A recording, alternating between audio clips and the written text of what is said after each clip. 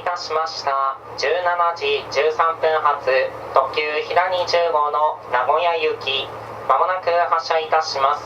車内でお待ちください。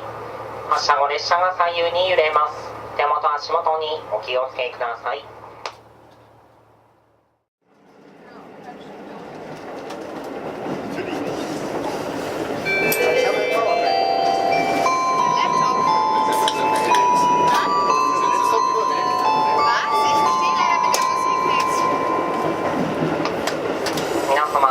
いたしました。今日も JR 西日本をご利用くださいましてありがとうございます。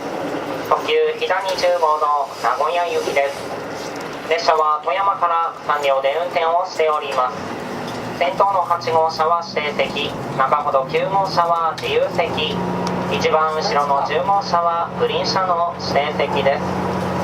続けてのご案内は川を渡ってからさせていただきます。しばらくお待ちください。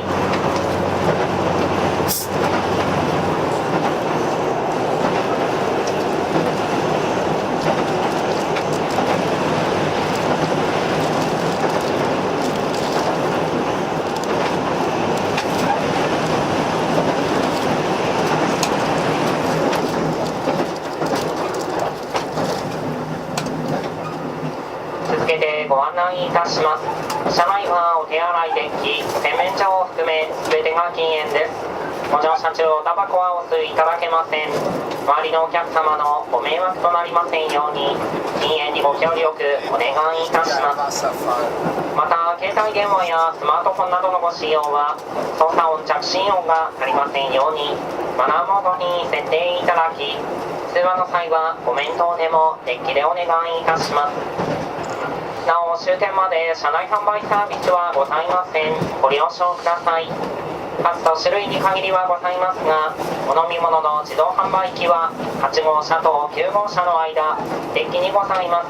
どうぞご利用ください。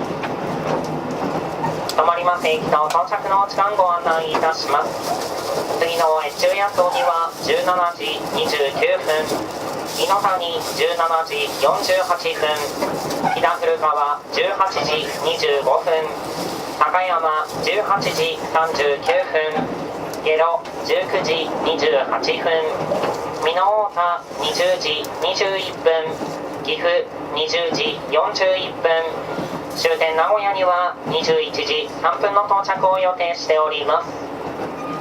車掌は JR 西日本の早川です。途中の井の谷までご案内をいたします。ご用の際は気軽にお申し付けください。次は越中八尾です。17時29分に到着いたします。お出口は左側です。